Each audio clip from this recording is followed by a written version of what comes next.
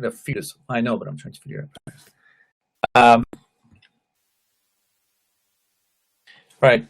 So the issue of fluid distribution always comes up from a perspective of dehydration after weight loss surgery. And those of you that have been seen in the office, and one of the things is that though I ask everyone, though, let me see your tongue, and essentially what we're trying to evaluate is if a patient is dehydrated or not. The fluid that we drink or ingest essentially gets divided into two large compartments. And I'm going to sort of highlight some of the tricks that you teach medical students how to memorize some of this stuff. So there is the extracellular fluid. It's descriptive, that's extracellular. It's outside the cells. And ECF and ECF stands with E, and that's between. So there's a whole bunch of E's in that word. It's between the cells of the body. That's in contrast to intracellular fluid, which is ICF, and that's within, and it only has eyes within the cells of the membrane. So in general, we can have the fluid that we drink eventually gets distributed either between extracellular or the intracellular fluid. And it's important for us to distinguish between those two separate water spaces, because we may be drinking a lot of fluid, and that fluid may essentially seep into the outside spaces, which may present itself in one sort of clinical picture. And the treatment for that, for example, may not necessarily be to take Lasix, because we're treating the wrong thing. And we'll sort of highlight some of those. So extracellular fluid, and you can divide that between interstitial and intravascular, but nonetheless, that's all of the cells that's between the cells. And intravascular is descriptive enough that says it's in the blood, it's in the plumbing of our body. Intracellular fluid is the body that after it's ingested goes through the different spaces and eventually gets settled within the cells, and that represents about 40% of the fluid that's in our body. When you look at the components or the variables content of the fluids, whether it's intracellular or extracellular space, or whether it's within the vessels or outside of vessels, you sort of have to look at them into all of the positive or the negative charges. This is sort of a little chemistry here. The significance of that positive or negative charge is that they're critical for neuromuscular function. At the bedside clinical, and most of us that have, for one reason or another, become dehydrated, either because of the weight loss surgery or let's say because of catching the flu, and we have sort of no appetite, a little runny nose, coughing, and having diarrhea or so forth, we feel sluggish. That sluggishness is essentially because of some fluid losses, usually some of the positive cations of potassium and the calcium and all that, that messes up with our neuromuscular function. We feel tired, we feel fatigued, our reflexes are not sharp, and we have sort of weakness of the muscles. Along with the fluid regulation, we also have to worry about minerals that are transferred one way or the other within the electrolytes. That may include things like magnesium, and have to do with regulatory processes that control the transmission of the nerve endings, information from the nerve ending to the muscles. Movement of the body fluid, this can happen by two mechanisms, and I've tried to sort of make this as entertaining as I can, and this may not get very entertaining, so bear with me for a little while here.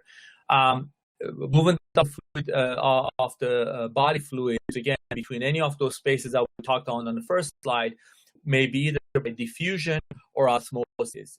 The way you want to think about the diffusion is when a fluid that goes from a higher concentration to a lower concentration environment, and visually, if we have a puddle of water sitting on a table, and you get a sponge and you put the sponge at the edge of that water collection, you'll notice that the water over time will get sucked into the sponge.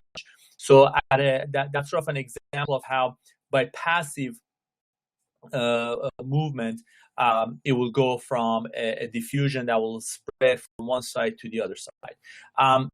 That also is an example of how, because the sponge itself cannot go towards the water, the diffusion and the osmosis at that cellular level is sucking up the water to make the concentration of the water to sponge ratio to be the same. We can look at that down the road, and here it'll make a little more sense. We also have to think about the fluids, whether they're pulled or pushed. So think of it as an engine that can move the water, or a pump that can move the water from point A to point B. If you look at the output end of the pump, where it's pushing the water out, that's being pushed out. And then whereas the suction end of the pump is pulling the water in. We always think about the pull and the push into an active process, but this can actually be a passive process too. If you get to go to swim in a pool and you get out of the pool, you'll notice that your fingers are, for example, wrinkled.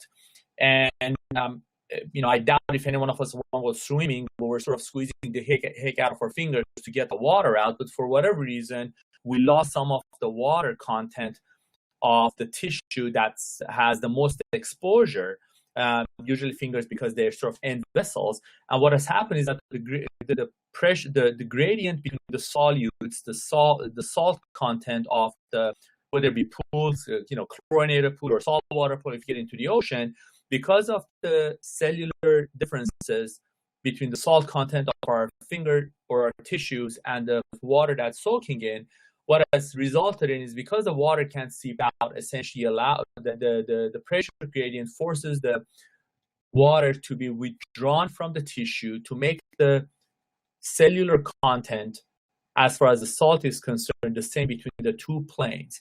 That's an example of the passive or the non-pushed mechanism by which the water content is regulated. So we can have the fluid being pushed or pulled, and when we're talking about the push, the pressure is always generated by the heart. When we're talking about drawing the water off the power, we always have to think about the isotonic, hypotonic, or hypertonic state. And isotonic would be if I drew the fluid content out of my body and made this swimming pool that has the same amount of sodium, potassium, chloride, calcium, whatever it's in my body, and I soak myself in that large container, then no body water or salt or electrolyte will exchange. So I'll not have any swelling or wrinkling of my fingertips, for example. But if I sit in a pool of water that has more salt than my body does, then because the salt can't get absorbed, it has to draw the water out for the equilibrium to be the same.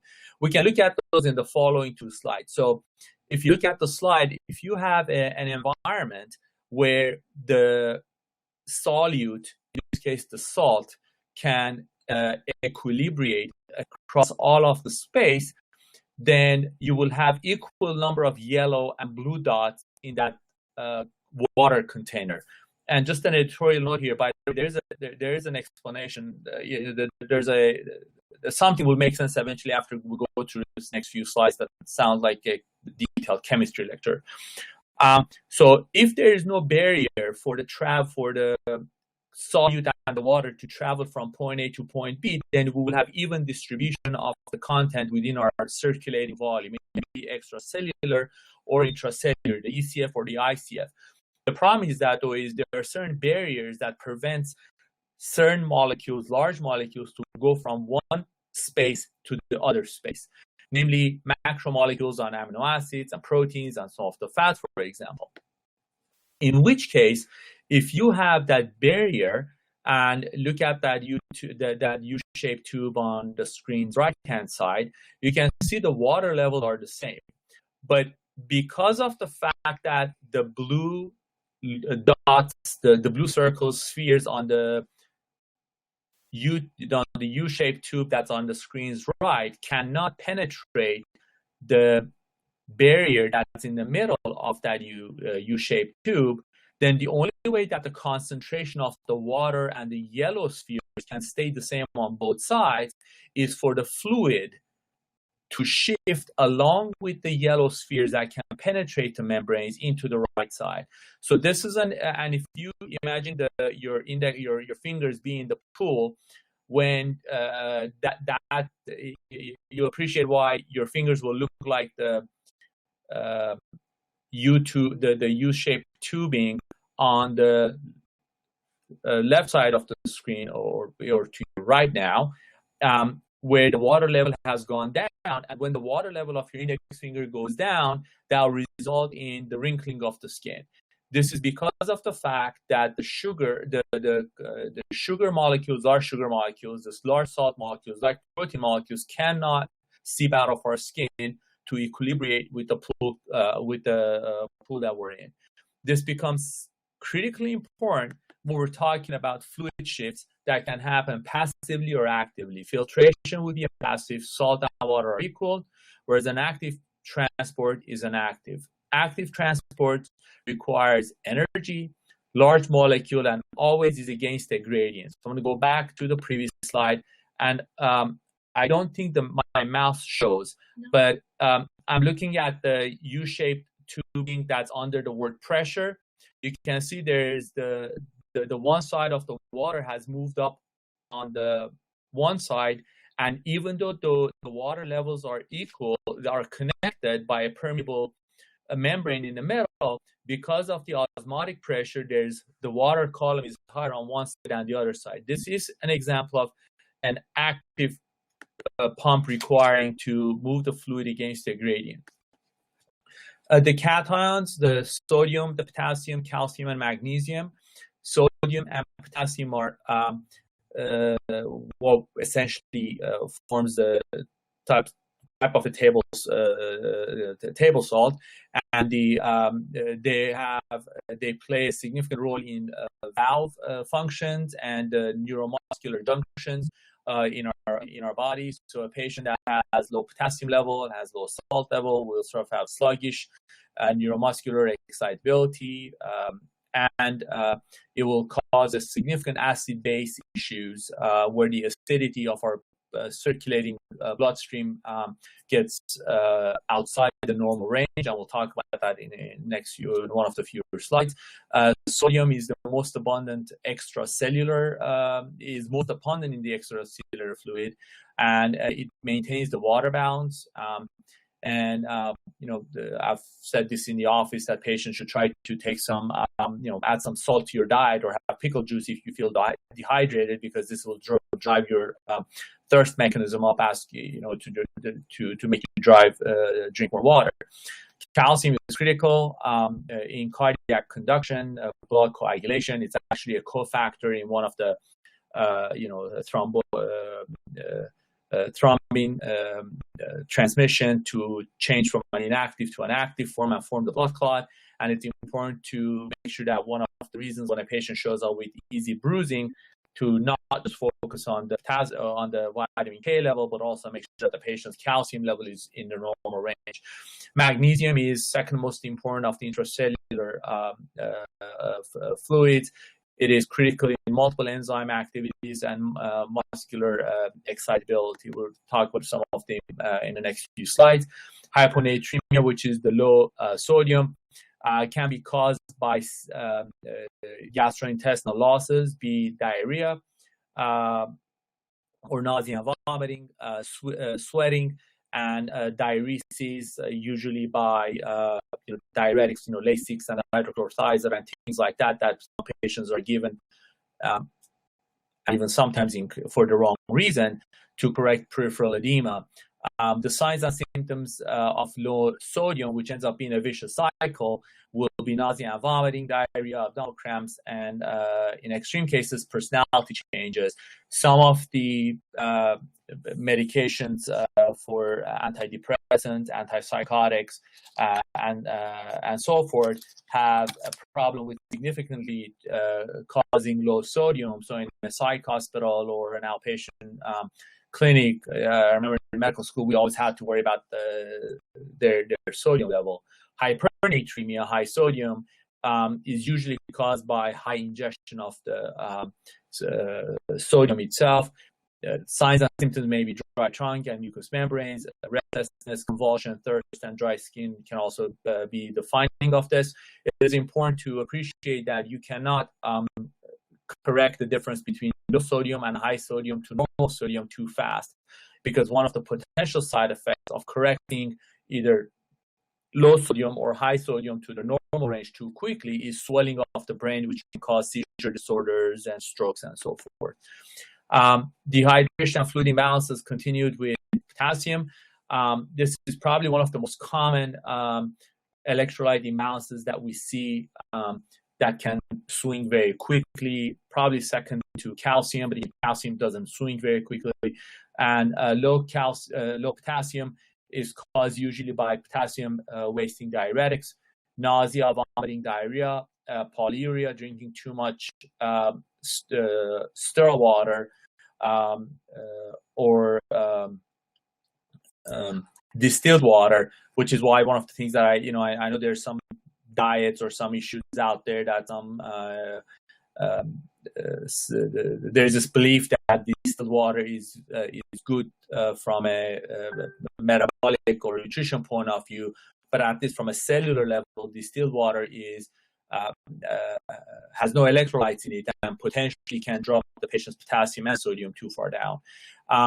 Low potassium will present itself with weakness, irregular pulse, hypotension, and weakness in the sense of not only general weakness, but also muscular weakness. And usually when we see patients in the office or in hospital with low potassium, the typical symptom is the patient says, I just feel very tired, I'm exhausted, I'm a little dizzy here and there. And so that dehydration goes hand in hand with hypocalcemia. It is very unlikely for a typical weight loss surgical patient to have just low potassium without having some element of dehydration, unless the patient is being treated with significant amount of the diuretic, which drops their potassium too low. Hypercalcemia, high potassium, is very rare. We only see those usually in renal failure patients that are unable to clear the potassium through the urine, and in the cases that they have actually not making any urine with the renal failure. High potassium can significantly slow the heart rate down, and in extreme high doses of potassium in the circulating volume, we can actually stop the heart. That's one of the electrolytes that they put in open heart patients to stop the heart, essentially. Weakness and irritability is also their cause.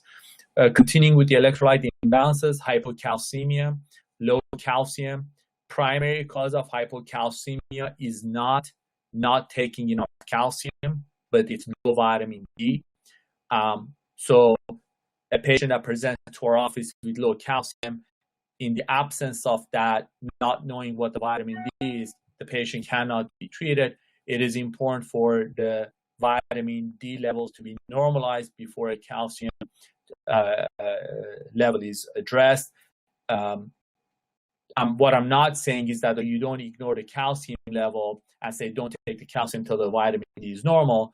But looking at the calcium level itself in the absence of vitamin D, we will not be able to correct this.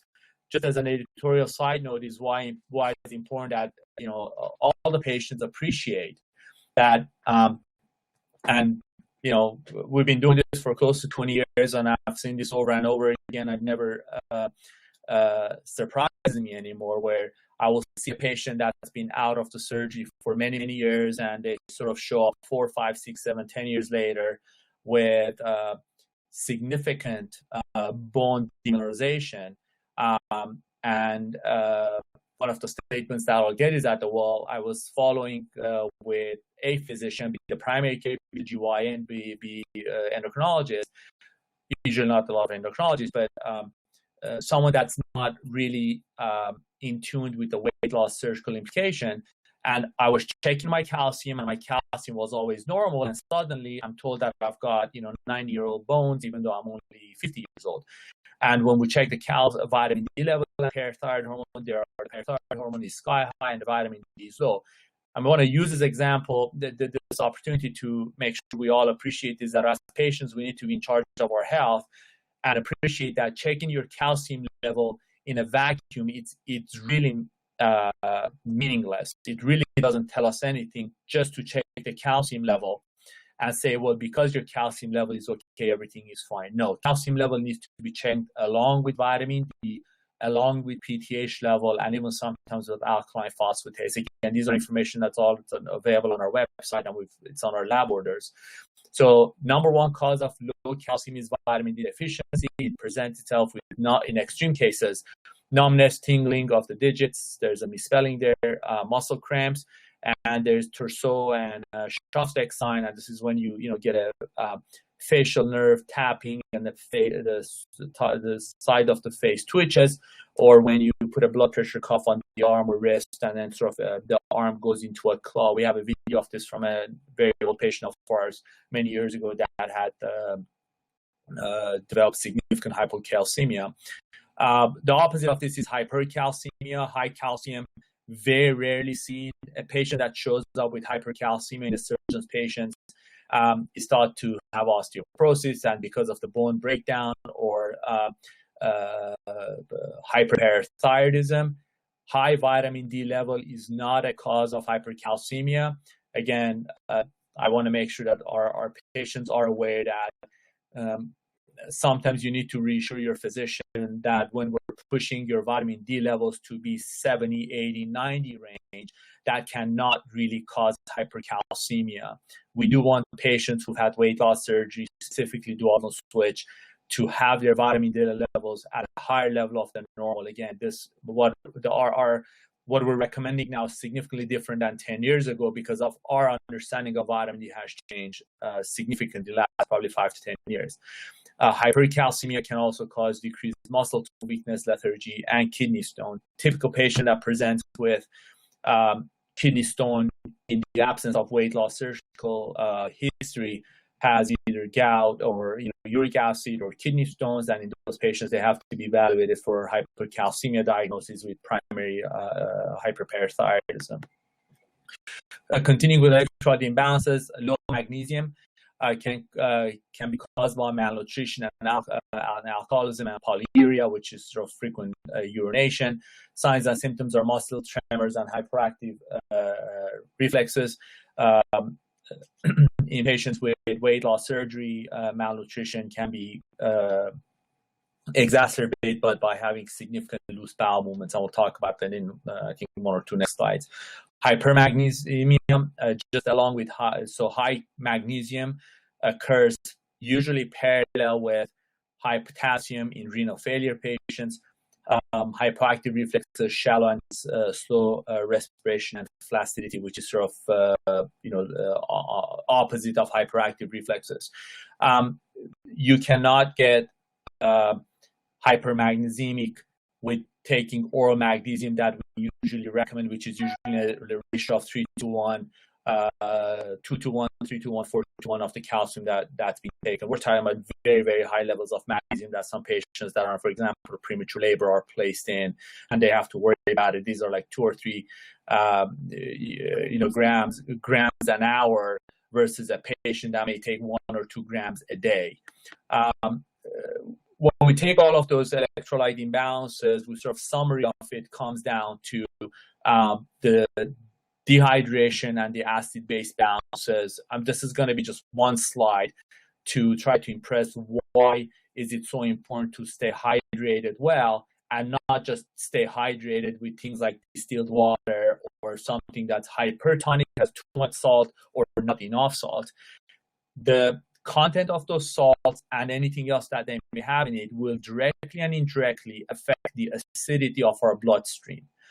And as you can see, just with those numbers, the blood pH or the acidity has to be between 7.35 and 7.45. When our body starts fluctuating outside those numbers, mostly because of the dehydration, then there's a systemic failure of all of the enzyme-related functions, be heart function, respiratory function, cognition, blood coagulation pathway, and so forth. All of them start affecting, are affected and will malfunction to some degree. If anything, I would rather be on If anything, I would like to have patients be a little more on the acidic side than the basic side. That's again in an ICU setting. But for most of us, we would like to be on the same pH. Let's see. So we made some changes. Let me see if the voice is a little better. Are you sure it's choppy, or is Armenian English getting in the way?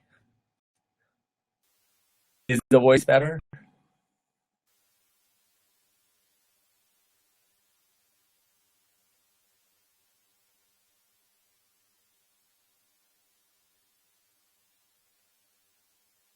All right, let me try another thing.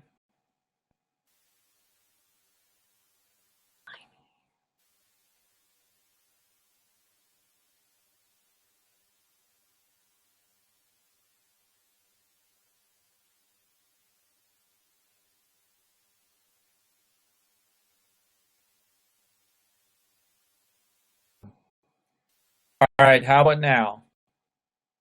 A little better? Not? Let me see if I can maybe talk a little slower. But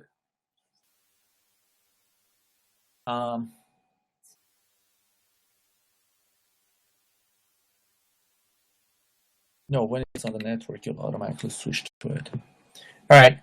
So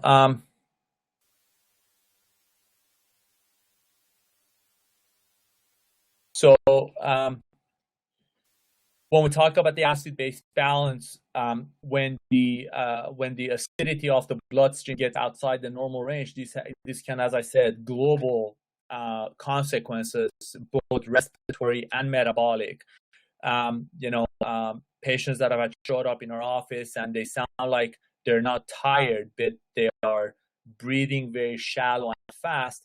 That may be a respiratory acidosis that's being corrected by the patient trying to breathe fast. So those are things that we always have to look at it. And from a weight loss surgical perspective, our take-home message is that though we need to make sure we stay hydrated, and we need to make sure we have our electrolytes in a well-balanced fashion, not overdoing or underdoing anything. Dehydration can be caused by imbalances between intake and output.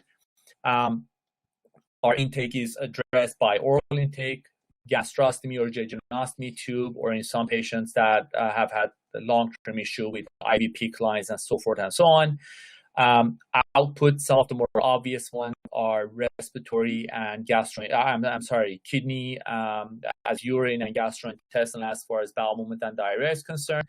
Less known maybe respiratory and our skin. Believe it or not, we lose a fair amount of fluid through breathing and through perspiration. A patient that breathes too fast and shallow is actually, because of the evaporative losses, you're losing a fair amount of water that may not be as obvious as going to the bathroom, for example.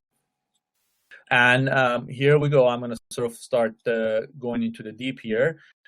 In weight loss patients, high-fat diet is not healthy because it can cause metabolic changes both directly and indirectly.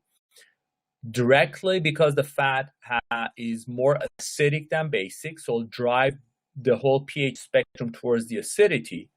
And a patient that is consuming too much fat, and good or bad doesn't matter, that results in having looser bowel movement is also indirectly getting themselves dehydrated. So you're not only taking something in that by nature of it is more acidic at the cellular level, it's also resulting in fluid losses, which shifts the entire spectrum of the acidity, the pH of your bloodstream towards acidity, because it's making a patient dehydrated.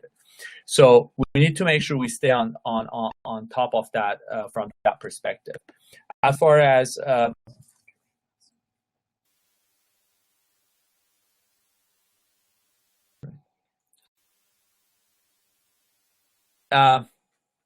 excessive GI losses, probably most common cause of dehydration after weight loss surgery. Electrolyte and fluid imbalances after weight loss surgery. It have to do with the distinction that we need to make between intake and output, and we need to make sure we appreciate our output is not what we just go to bowel movement and our kidneys put out. And this is significant. Also, both immediately post-op and long-term, is that quite frequently patients that are having weight loss surgery, before surgery, part of their hypertension treatment and the peripheral swelling, the extremity, swelling of the legs, may have been treated with diuretics, both of which make a patient dehydrated. So we're already starting from a dehydrated state. High fat content contributes to the problem and not the solution for constipation. As I said, and I'm sort of this is going to have to be a message that I have to repeat over and over again. High fat, not even the things such as the good fats are a good source of nutrition or solve the problem with fat-soluble vitamins. High fat content pushes the acidity spectrum towards the acidity and dehydrates the patient. And there's no study out there that says that high fat is good for anyone. And anecdotally, and I've been challenged by this by patients that'll come and say, well, there's so much percentage absorption and so forth and so on. The one study that I'm aware of, it was only an abstract. It was never a published data. And one could say the reason why it wasn't published is because there was no corroborating data or no long-term data. The other thing was that this was only 20, 30, 40 patients that were the 10 patients that were studied. So we sort of have made the experience an observation of 10 patients into the gospel, and everyone is having blocks of butter left and right because it sort of sounds good to us. Potassium seems to be one of the easiest thing to avoid getting into trouble. And I think this, not to sound gross about this, but if I go to the bathroom 4 times a day and I'm sort of pooping a lot, whether it be liquid or solid, you should probably assume that you're losing a fair amount of potassium. And this lecture will be cleaned up with and then put on our website, so you'll have this list, so you don't have to really jog it down. Essentially, this is a list of healthy sources of potassium that you can have, with the recommendation of what's the recommended daily allowance of 4.7 grams per day, or 4,700 milligrams a day, and a list of potassium supplements that we can take to try to stay on top of it. And you can see there's a whole bunch of stuff that doesn't have to be tasting like a medicine, like, I don't know, like the cauliflowers, a whole bunch of, nuts or avocado can be not together, but it can be a good healthy snacks to also not only get some fat, but also get some healthy fat, but also get some potassium into the system. Protein, a healthy amount of protein, not excessive. This is the other thing that patient that suggests that, I've not lost that much weight, and you tell me water, protein, and everything else. I'm having 200 grams of protein a day. As on one of our previous webinars, we talked about any excessive amount of anything that we eat, whether the good or the bad, the good of the protein or the bad of the fat or the carbohydrate, anything that our body does not use will eventually at some point in time go to the common denominator, that refinery as the Krebs cycle, and it will be converted to a source of energy. So if I'm having 150 grams of protein a day, I better make sure that I have a way of utilizing those protein as protein, so they're not converted and stored as fat somewhere relatively easily. So the only reason that I should have 150 grams of protein, if my weight is stable and everything is staying, and I'm not in a ill state that requires that protein, I need to make sure that I'm exercising enough to be able to utilize that protein that I'm taking to do something with it. Other than that, I'll end up with gaining some weight. Summary of this is that hydration is critical.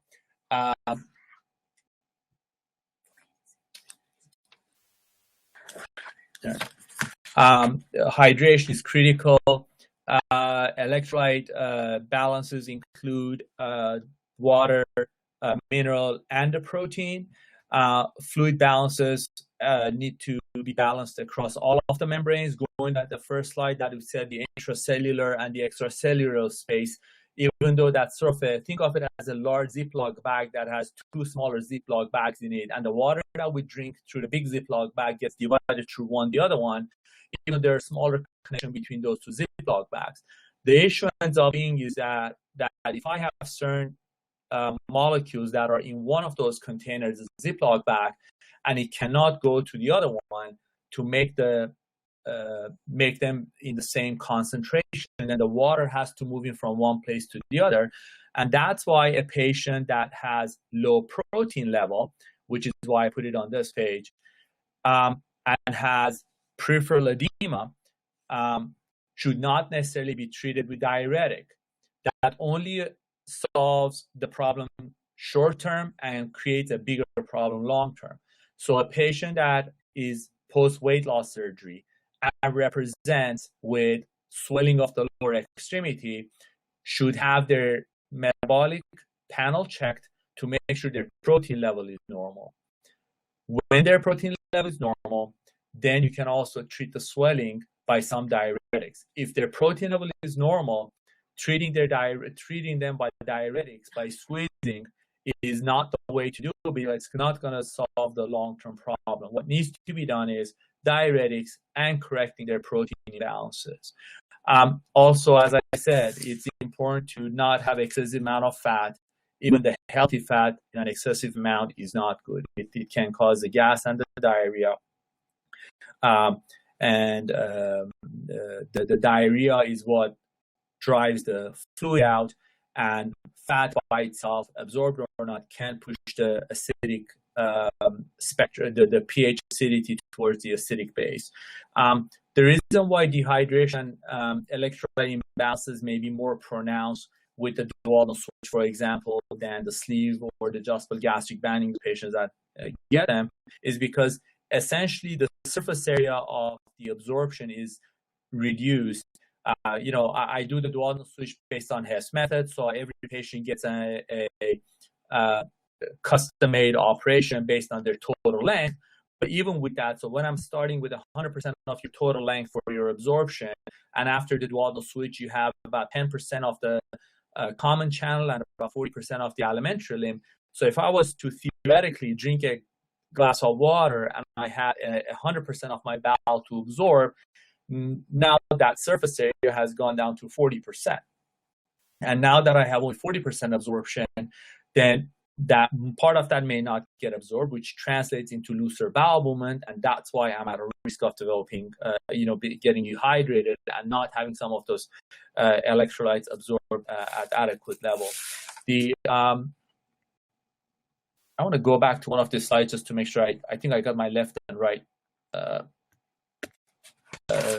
sort of confused a little for one more second. So the tube, the U-shaped tube that's osmotic, the word osmotic, and shows the water level are at the same level. That means that there's as much water on one column versus the other column, but the concentration of the yellow dots, if you look at it, there's more yellow dots per unit of water on the left than the right.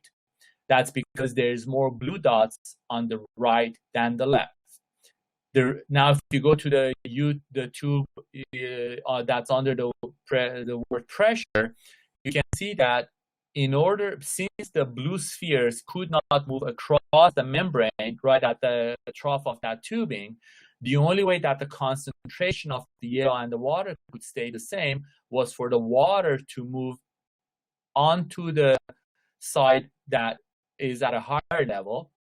And now what you have is the water level has gone down, but the concentration has equilibrated. So this is why a patient that, for example, has low protein, the water will seep out of the cells and the blood vessels and will seep into the tissue because you don't have the protein to keep the water in. And that's why a patient with peripheral edema, swelling of the lower extremity with low protein, should not just be treated with diuretic. They need to be aggressively supplemented nutritionally with the protein. The first immediate thing would be high protein supplements. Think about elemental.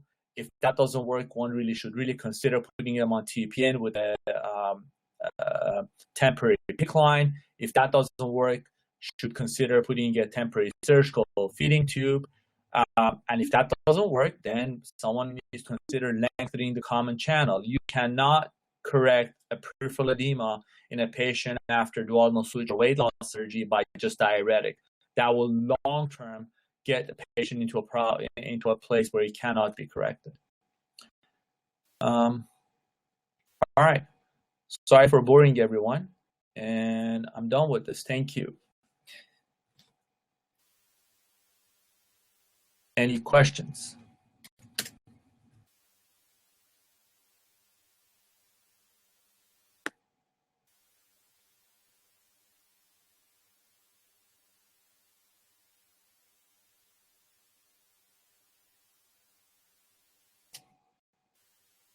So no, those fat bombs are not good.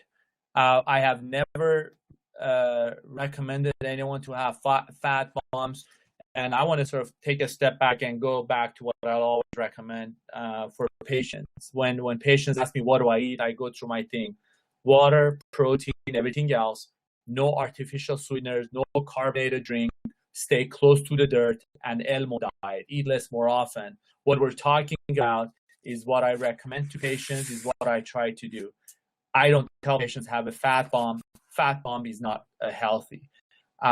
I know why this may have started from is those patient populations that may have gotten the duodenal switch or a variation of it and are finding themselves to be constipated all the time because they have too long of a common channel or they've had something like the SAD or the SIPS, and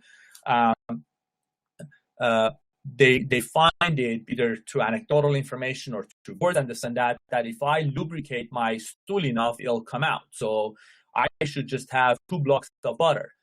And then what I'll do is that now that I'm having a lot of loose bowel movement, I'm also losing the calcium and the potassium and the water with it.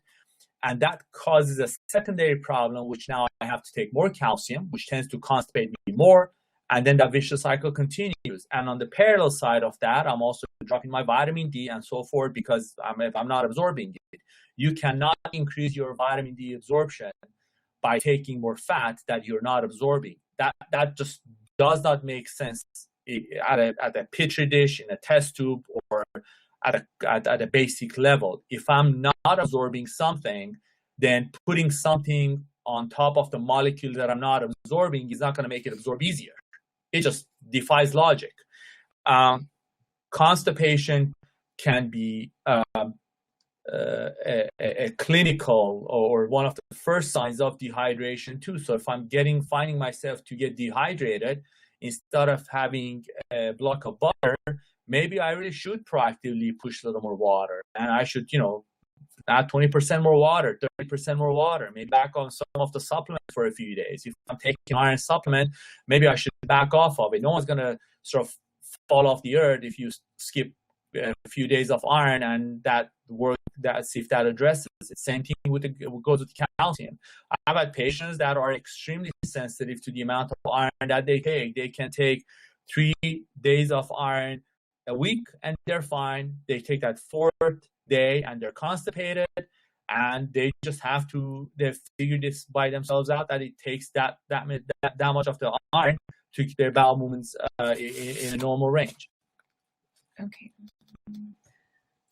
Where to draw the line between the right amount of fat and excessive fat?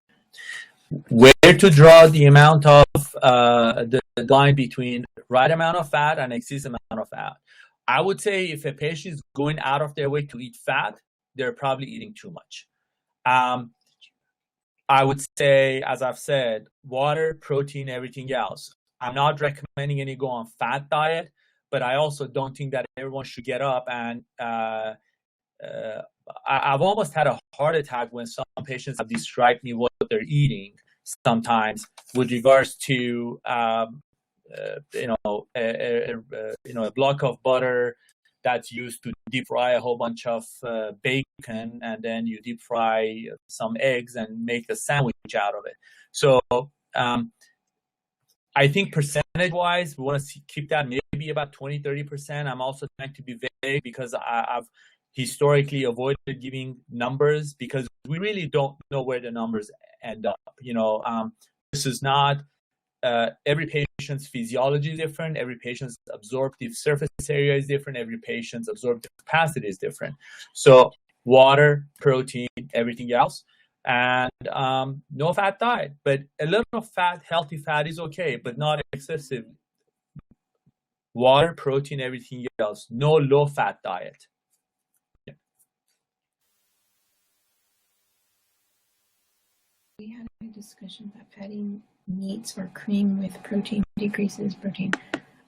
The discussion was about heavy whipping cream mixed with protein powder.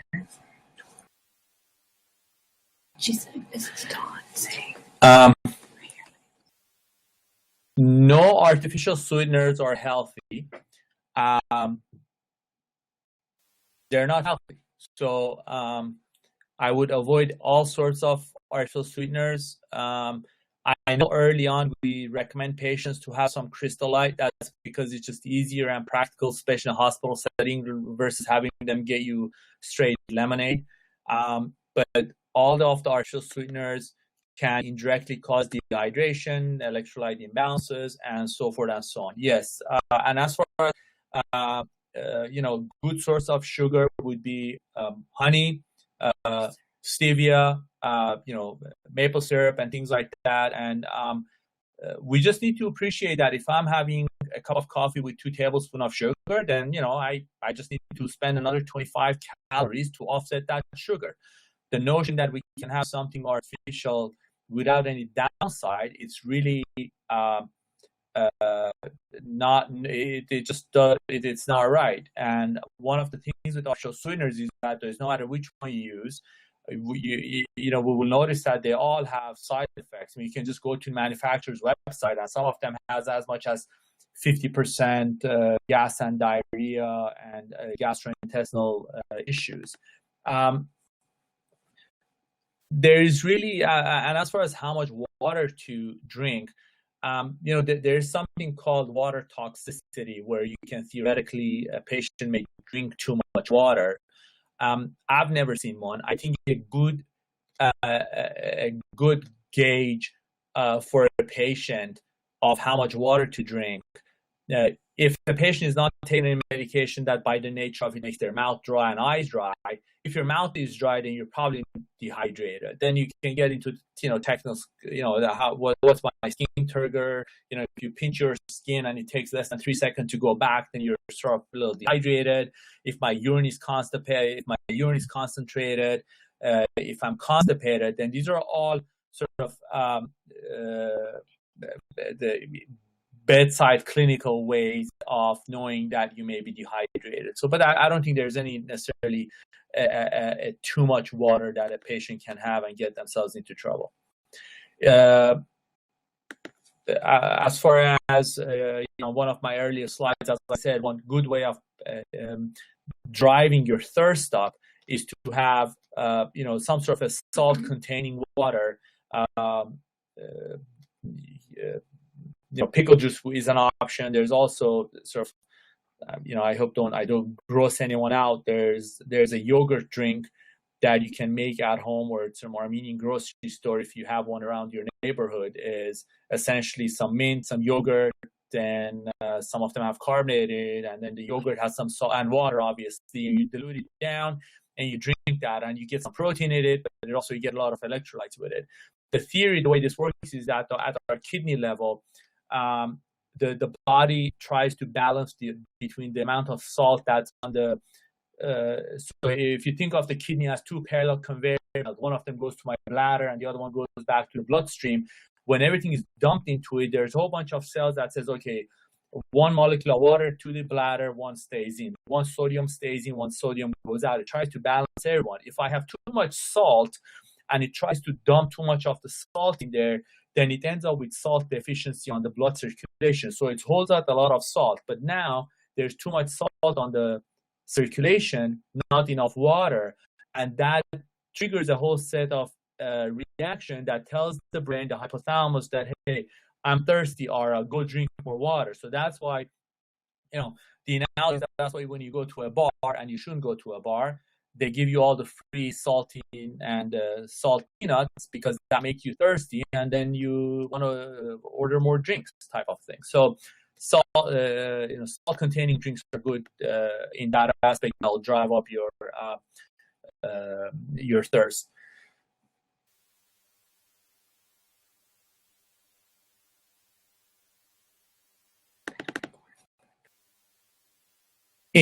Right.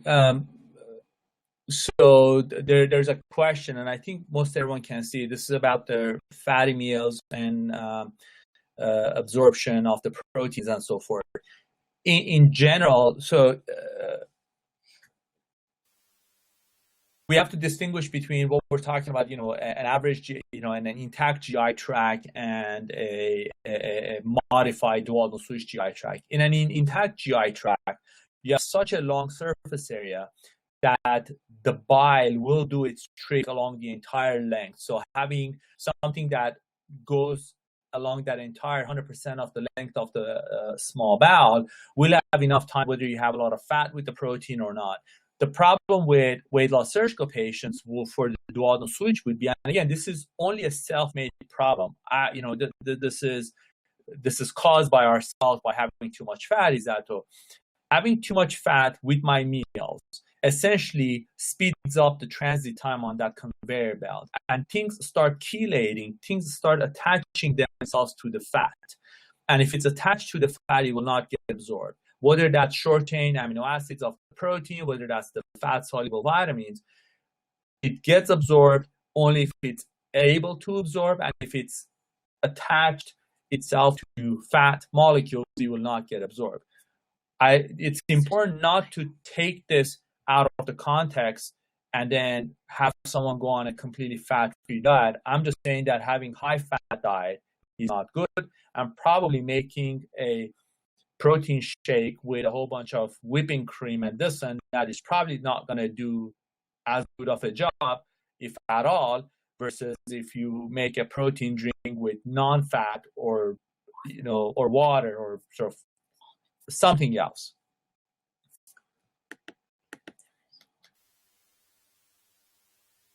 Where?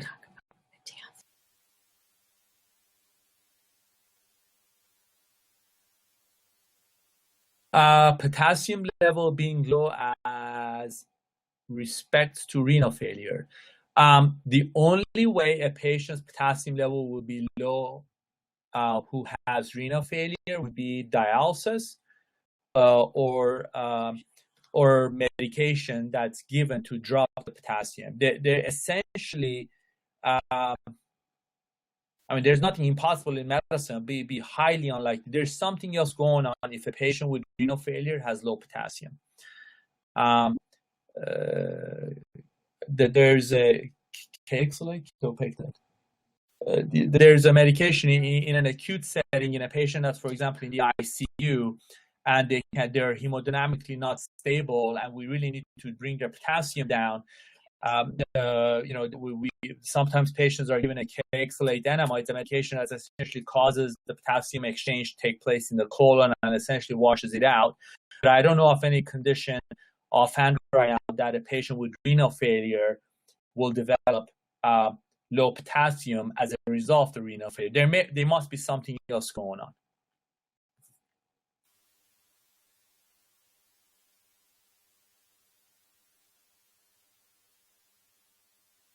Any other questions?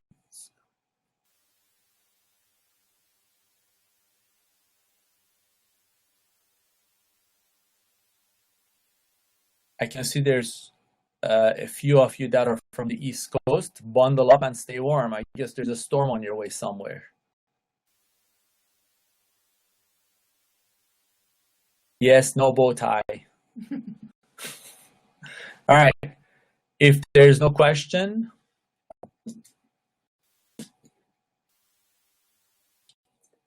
I would, that needs to go up. The 64 ounces of water may not be enough. I think, as I said, the best indication for that is, am I drinking enough water based on how's my skin turgor? Am I thirsty? Am I constipated, or am I dehydrated and my urine is very dark tea color? So those are all indications where you want to sort of keep pushing your water up.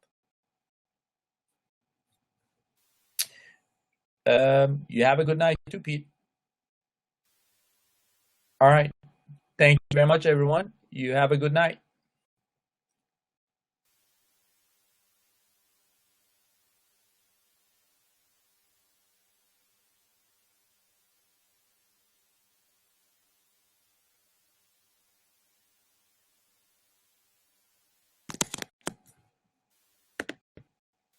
All right, so I don't know how to stop this now.